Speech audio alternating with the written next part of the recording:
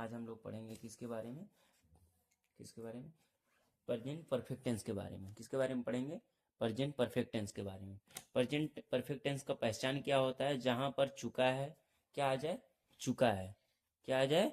चुका है आ जाए, चुकी है आ जाए, या चुके हैं आ जाता है, तो उसे क्या कहते हैं? प्रेजेंट परफेक्ट टेंस कहते हैं। क्या कहते हैं? प्रेजेंट परफेक्ट टेंस कहते हैं।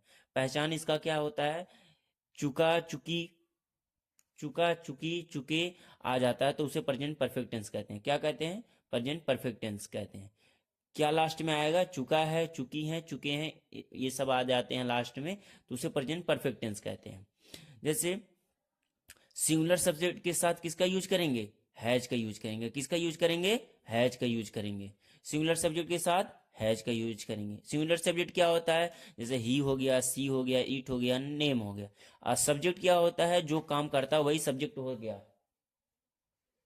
प्लूरल सब्जेक्ट के साथ किसका यूज करेंगे? हैव का यूज करेंगे। किसका यूज करेंगे? हैव का यूज करेंगे। प्लूरल सब्जेक्ट क्या होता है? जैसे दे हो गया, वी हो गया, यू हो गया, आई हो गया, ये सब क्या होंगे? प्लूरल सब्जेक्ट होंगे।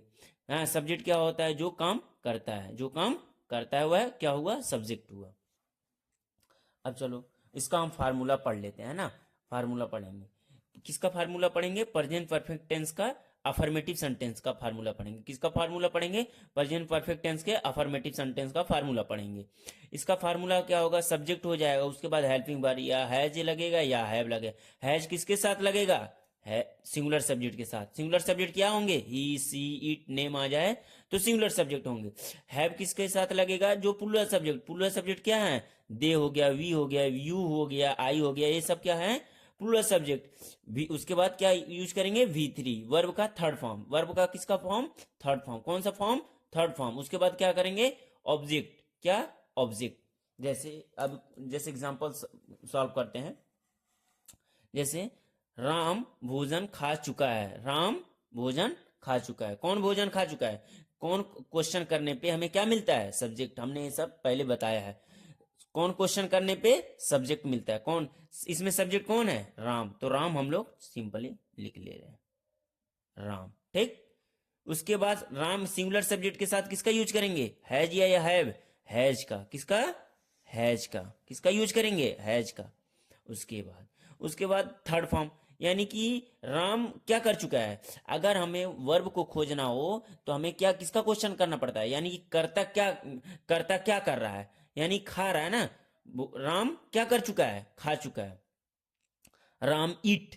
ईट माने खाना। ईट का भीतरी क्या हो जाएगा? ईटन। EATEN। ईटन।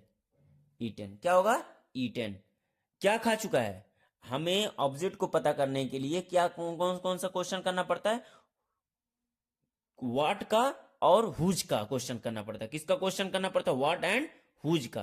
क्या खा चुका है? भोजन, फूड। भोजन खा चुका है। जैसे फिर दूसरा एग्जांपल सॉल्व करते हैं। राजू काम कर चुका है। कौन काम कर चुका है? राजू। राजू क्या हुआ? राजू क्या है? सिंगुलर है कि प्लूरल है? सिंगुलर है, तो सिंगुलर के साथ किसका यूज करेंगे? हैज का। राजू क्या कर चुका है? क्या कर चुका है? कर चुका है, यानी कि काम। कौन माने करना? डू माने करना। डू का थर्ड फॉर्म डन, वर्क।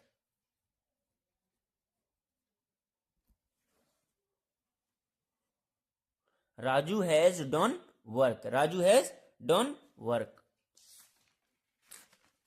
चलिए हम लोग पढ़ते हैं। तीसरा एग्जांपल हम लोग सॉल्व करते हैं। वे लोग परीक्षा पास कर चुके हैं। वे लोग। कौन लोग? वे लोग।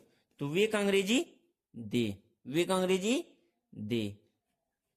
दे के साथ किसका यूज करेंगे? हैव का। किसका? हैव। उसके बाद B3। B3 इसमें क्या है? पास करना। कौन माने पास करना? क्या कर चुका है? यानी वे लोग क्या कर चुके हैं? पास कर चुके हैं। वे लोग क्या कर चुके हैं? पास कर चुके हैं। तो कौन माने पास? PASS। पास माने पास, उत्तीर्ण होना। पास्ट। पास का B3 पास्ट।